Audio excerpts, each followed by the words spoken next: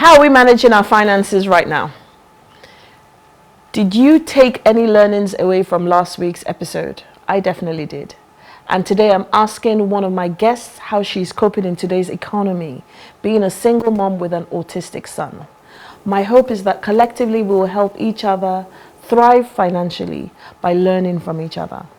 Damilola Arokodare is a lawyer with 12 years experience across various roles in the financial services industry, with expertise in wealth transfer as it relates to gifting, estate planning, business succession planning, future family security, and charitable giving.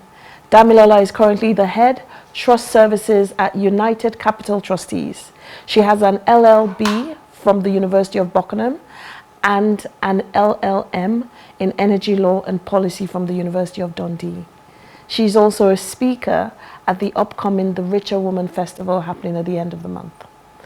Welcome, Damilola. Thank you, Carol. I'm super excited to have you here. You're a bundle of joy. Thank you so much. I'm excited. Thank you. So let's delve right in. Okay. First question, how are you navigating through the economy right now, considering the fact that you're raising an autistic child? Maybe even just give us a bit of backstory. So, first of all, raising an autistic child comes with expense, and I think that's that's what leads to people not even wanting to deal with the diagnosis at all. The fear of what am I getting myself into. When I did find out in 2018 that my son was autistic, I had recently just gotten a job because I had lost my job the year before. And, I had to go into a place of, so what are we doing now? Now, this job that I had gotten meant that I had taken a pay cut because I was desperate. Oh, wow. And so I took this pay cut and I started to deal with autism. Autism comes with a lot of expense. You're dealing with therapy fees, you're dealing with assessment fees. And each of them required a minimum of at least 100K, right? So you're doing assessment for therapy. Therapy on its own is 100,000 naira, and I was earning less than the total cost of everything. Wow. And so it meant cutting back, which is where I'm seeing myself today again, is yes, I'm earning a bit better, but I'm having to cut back. So when you say you were earning you were earning less than the total sum of everything, what do you mean? It meant that my salary my expense was more than double Your salary? What my salary at that time. Oh, wow. So I was, let's say for example, I was earning 100K. My expense was a minimum of 350K. Wow. So it meant that I was living above my means, if you're going to say that in perspective. But it wasn't out of being frivolous. Sometimes people, we think as human beings that the reason why people are in debt is because they're buying the Gucci bags, they're going abroad. Sometimes life just happens, like it happened to me. I birthed a beautiful boy who just needed help. And that wasn't out of my result of wearing Gucci bag or wanting the best things in life. It was something that fell on my lap and I had to deal. And then how did you deal? A typical example, and I need people to understand this. It went from, if for example I was eating 3 times a day, I had to cut back to twice a day. If I was going to say I was buying myself a pair of shoes every 6 months, it meant that I wasn't buying any pair of shoes at all. If it meant that and that's when I even learned to do, I got very used to, I like braids, right? But I got really very comfortable with braids at that point because I could carry people say I have a skill in carrying braids. I could carry on my braids for 2 months, very neatly and very nicely. But you see, it was also my coping mechanism. I couldn't afford to do the wigs because the wigs would get, after a while you had to, but if I carry my braids and I pack it to the back and all of that and I brush it to the front, girl, we're not going to know what's going on. And so all this part of coping mechanism. It was all part of coping mechanism. It was a way to manage what I was dealing with. So I would do my braids, and let's say at that time I was doing braids for about 10,000-15,000 naira. I'll carry it for 3 months, for 2.5 months. I balanced. Yes, makes sense. Right? I love to eat out. Take me to everywhere. I'm there. Oh, that one. stopped. In fact, I didn't even know where was. What did you mean by out? Out where? What are you talking about? I was in my house. I was constantly in my house, and that was just how I tried to manage. Okay. So yeah, basically, it was just that. So what were the most pressing needs or what are the most pressing needs? For dealing with autism, Yeah. supplements one. A lot of people don't agree with supplements, right? But supplements are what we even as neurotypical human beings take, right? That's something that I had to go on. Therapy is a need. When I mean a need, it's a need. It's a factor. You can't do without it. How much therapy did he need? So initially, we had been told that we needed 3. Luckily, we only did 2. So we did occupational therapy and applied behavioral therapy, and that was costing me a minimum of about maybe 200K months. Wow. Right? So that was just that. And then then we haven't come to the diet. Oh my God, how could I have forgotten that? The diet meant, so if you could take cow milk, some autistic kids react to cow milk. It meant that I had to go to the expensive route, meaning I had to come start buying almond milk. Wow. And now let me give you a typical example. Almond milk in 2018 was roughly about 1,000 naira. With the present economy, and I bought almond milk last week, almond milk is costing me 3.5 per carton. And how many do you need? When? A week or a month? A week, roughly about 2 or 3. Depending on if he wants cereal or if he wants to drink milk, right? So it depends on the child. So you can't predict. So you had to change his diet, you had to include supplements, you had to have therapy for He has him. also had a facilitator in class because he has ADHD also. So he couldn't sit alone. He needed somebody in class to assist him to ensure that he's calm. Wow. So that's what I can't even. When I think about it, sometimes I ask myself, "How did you do it?" I remember initially and I'm a lawyer. Everybody guys, it is there, but I learned Excel sheets. Excel sheet became my best friend. I would open up my Excel sheet and I would start to plan, and I would start to do the cost one by one. So this is it. We're backing out like this, and I was living in full debt.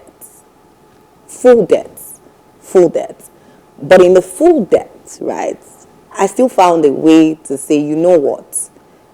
If I'm backing out something has to give. Something, and when it was coming up somewhere else, I was saving a minimum of 5,000 naira a month. It was just 5,000 naira.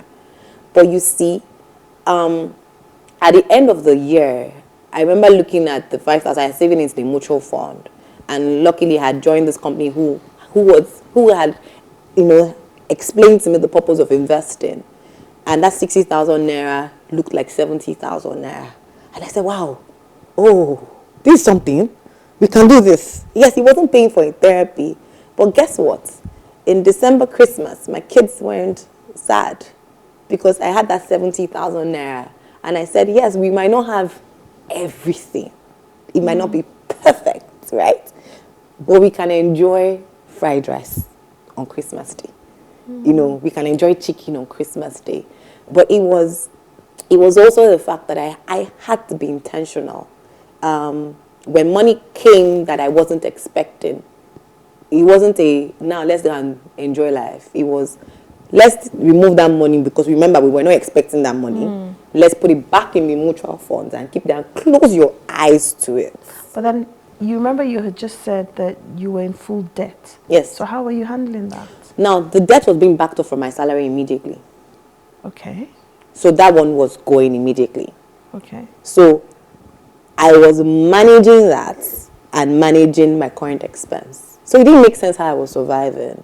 I was borrowing on borrowing. So you borrow here to back off this borrowing and back off the other borrowing based on the borrowing. It sounds quite complicated. It is actually quite complicated because the government doesn't support special needs. There's nothing there's nothing in the policies that supports any parent, whether being a single parent or being a parent, anyone that has some kind of extra. There's nothing. We have nothing. We are basically just surviving on our own. Some people don't even recognize autism as something that requires help or requires support. Some people don't even understand it. They just say, why is your child behaving like that? And it ends there. So how do I now explain that? Yes, we do have a lot of conferences that are being done for autism, but we don't have that support financially. We don't. Wow. It comes from your pocket. So how are you navigating now, especially with this economy? Now is the questions I ask myself: where do you have to go to? One, is that important? Two, is it a need? Right? Those are the questions I ask myself. So of course I have to go to work. So that's a need. Do I have to go and see my friend Vero? Not necessarily. I can die her. True. Right? Do I need to go and eat out? No. There's food at home. Am I really hungry or I'm peckish? Those are the questions I ask myself. I'm almost back to, do I need to braid my hair every month now, or I can go back to my 2 months or twice a month, once every 2 months, right? Those are the questions I'm asking myself. Does the light need to be on all the time? Can you survive with, rechargeable fans, right? Must the AC be on at all the time? Because you look at 488 and you think it's just at the petrol. It's not just the petrol. It's that food has gone up, whether you like it or not. By the end of the month, what you're spending next month is going to be twice what you spent last month. So what are you doing right now against what you're going to go through next month? How are you balancing this with your well-being? Because it sounds like it's a lot, right? Yeah. I have the best circle of friends. That's one. I think I'm blessed with that. That's something that I asked myself, how did that fall on your lap? That's one thing. So I'm able to talk to these people. I also do therapy. I have a therapist. I have one in the UK. That's also an added cost. That's also an added cost. Not like you say it. That's actually an added cost. But I think for me, the most important thing is that I do have people that I can speak to on a daily basis, who I'm able to share, who I'm able to say, look, this is what's going on. This is how I'm feeling at the moment. Let's just deal with this initial anxiety that is going on. And they hear you out. So I think with that, I'm just lucky with that. Wow. Yeah. If you were going to advise a parent who's just found out they had an autistic child on how to navigate today, what 3 to 5 pieces of advice would you be giving them? One is, do not be afraid. And I will say that with the bottom of my heart. Don't be afraid. Don't look at it in fear. 2, sit down and be honest with yourself. What do you want to achieve in 5 years with this child? Do you want a child who you see, because you already know what you can see in your child. You look at your child and you're like, I want you to do this. I want this for you, right? Have those 2 things set aside first. Then the third thing is, what's your income like? Is that the only income you can make? Do you have other sources of income? Do you have other gifts? There are other things that you can do that will bring him income. Those are the things. Do you have a partner who's willing to support you? And it's not a bad thing if your partner doesn't support you. Please, I think as individuals, we need to understand that. Yes, it's fantastic if we have partners that support us. It's a necessity, right? But it's not a requirement, is what I've learned. Some people, autism also is something, is a lot for people to swallow when they first hear it. And so you cannot hate that person for that. You need to forgive that person for not understanding it. And so the question is, what are you doing at that point to get that person to there? But you cannot wait for that person to get there first. So you start to help your child. So you individually, you say, okay, so since I don't have the support from this partner, what can I do as an individual to start this process while the person catches up to me? Does investment help? Investment is your number one. How so? Like I said, mutual funds help. You have mutual funds, you have government bonds mutual funds is, I always say mutual funds because mutual funds is the easiest. It's the cheapest. It's 5,000 naira a month. Over a period of time, when you lock it and you turn your eye away from it, it's not money that you're going to go and start picking at every point in time and every opportunity in time. I know there's other investments that you can do daily. I know there are other investments that are very little that you can do, I think 2,000 or 1,000 naira a day from your salary. These are what they call urgent 2K monies, I call them. If you back out 2,000 naira from your money every day, if you're looking at that as 14,000 naira a week, right? If you multiply that by 30, please, I am no mathematician, right? It means that you've saved up a certain amount every month. multiply by that 365, you will see that you've come up to something. If you do that every 6 months and you move those money to mutual funds every 6 months, before you know it, you're onto something. True. And gradually, you can now go to, okay, so sometimes I think some government bonds tell you cannot do What are minimum. government bonds? Government bonds they usually come up with a minimum amount of sometimes 50,000 naira, right? But they go for a longer tenor. I think the minimum sometimes is about 2 years. Okay. So what you can do is say, okay, I backed out this month for this amount of money for, like I said, my math is bad. I can't calculate the 14,000 naira times 30. You've gotten, I think, about 50,000, 50 to 60,000 naira. If you move that to a government bond, okay, and you lock that for 2 years, or you find another investment you can lock that for 60 days or 90 days, you see an ROI on your investment rather than saying, I'm just sitting there and doing nothing. The investment on it, you can use it to sort out your daily needs rather than touching the capital, and that would help. Oh, wow. That's actually quite useful. Is there anything else you would advise us to do? For parents who are possibly navigating through the same thing? Another thing is, I would say from the bottom of my heart is, get as much help as you can. Speak out. Don't be afraid. Don't be afraid to say, I need help. Don't be afraid to say, how do I go by this? Don't be afraid to seek for therapy also.